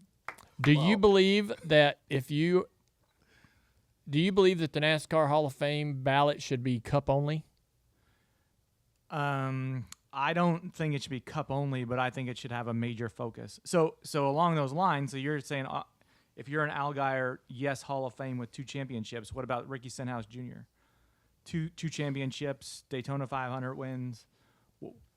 Solid point. I think there's a legitimate conversation. Depending on where I would say, okay, we get down the road 15 years. I mean, there's a lot of guys that are competing in the Cup Series right now that I think are Hall of Famers, and I don't think that Ricky will ever get the opportunity to be in the conversation because there's just too many people that are better. If Ricky came back a series and won another championship, would he be a Hall of Famer then? 3 championships?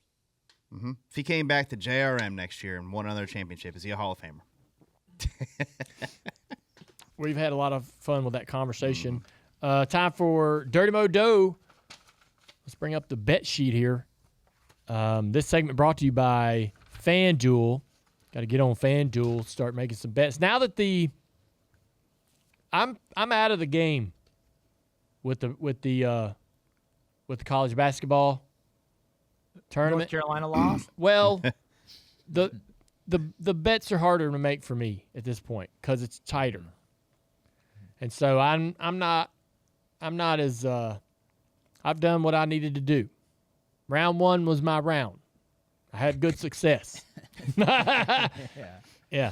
The heavy favorites are gone. Yeah, the heavy favorites are gone. I don't know. I might make a few more bets, but Also, when Dale gives out his bets, if he says moneyline people, he's saying he's just taking the team to win. He's not betting the spread. We had a couple people that were tailing your bets but took the spread. So Yeah. just want to remind people, money the line bet is that just I the put, win. the bet that I brought to you guys this past week paid out. So I made some good headway there.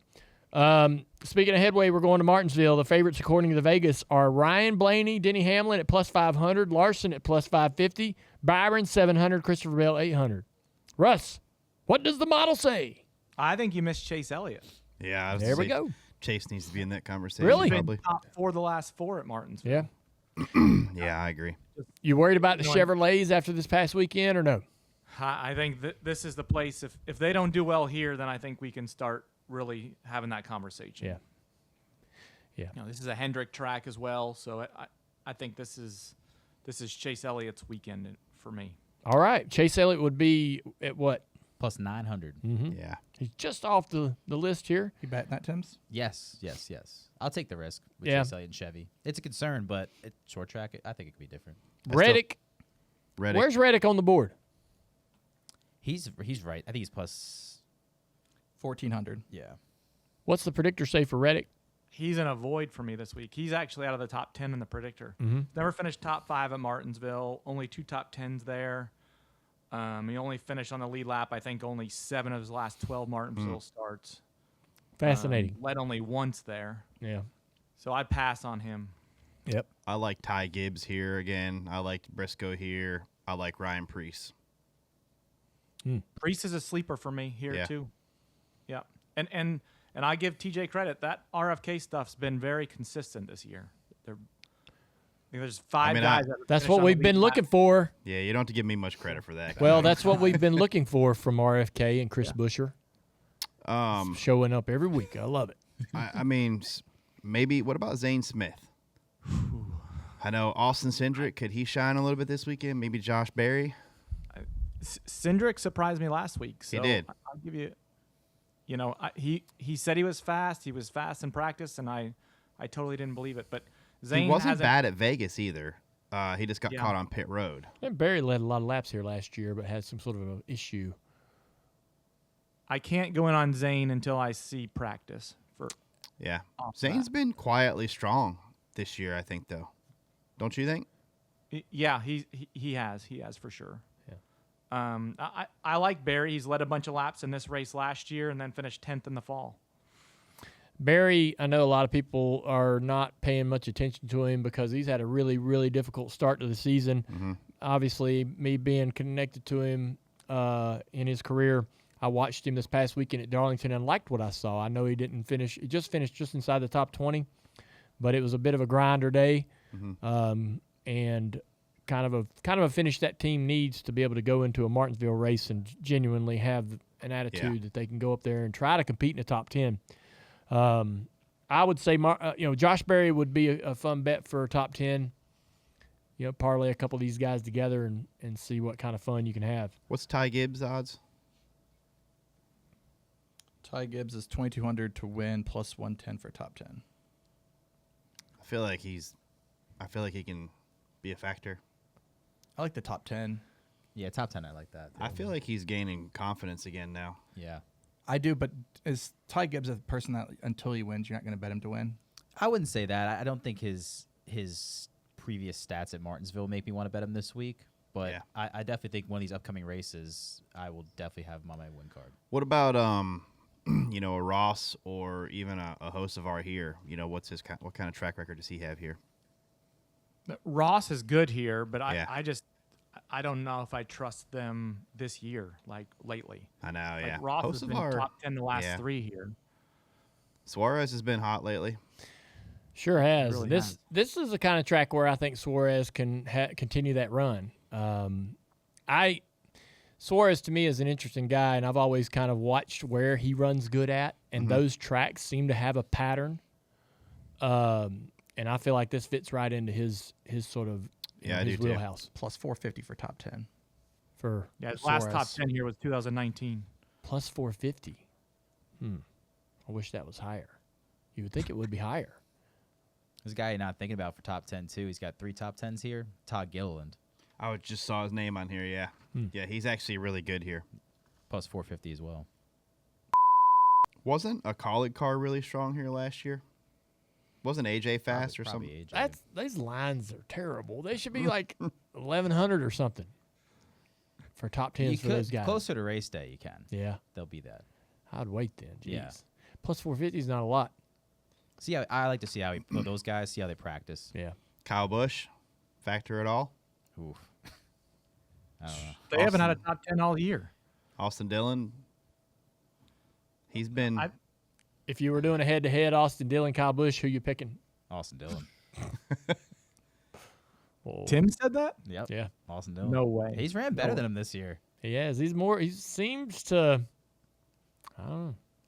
if Kyle He has his moments. if Kyle can get through the first like half of the race and still be like in the top, around the top 10, he makes up a lot of ground in the second half of the race, but something always happens in the beginning or first half of the race where he has to overcome. Like a first pit stop. His is car slow. just wasn't that. I the- watched his Yes. car this weekend. They were struggling on Yeah. the long First run run of the race, yeah. all night, all day. Yeah. Were you surprised that some of the guys like the 8, struggle and the 22 was pretty far off? I was surprised at the 22. The 22 is the one that surprised me the most. What do you think that they tried something out there in left field? Just took a gamble. They had to because Blaney and Cindric were both really good. Yeah. Yeah, I feel like it's been that way quite a bit this year so far. Seems like the 12's been the consistent car. The 2's not been bad, honestly. He's been is he the second best car there now this year? He is, well, kind of. Close, They're- right? They're right there. Yeah. Yeah. Like the gap's not what it used to be. Yeah. But we can say Blaney's could be, if Reddick wasn't on this tear, it would be Blaney we'd be talking about. Logano's only 30 points better than Cindric right now. Yeah, which is surprising to me. Yeah. His best finish since the 500's 15th. What about Toyota? Plus 155. They've won 5 of 6. I mean, Denny's got a good shot. He's on. You got Bell. Bell's been Bell too. been Hit or miss with Bell. yeah. Man, it's just so hard visually watching these guys for 500 laps or Brian Blaney drives this track like he's just the best guy at this track right now in my opinion. He doesn't miss like the curb. You watch him and he's so consistent and so precise with how he runs this track and he's gotten so good at it. So, I mean, he's by far stands out more than anyone else to me at Martinsville right now. To your point, TJ, for top Ford, Blaney's even money. Logano's plus 340 at the next best.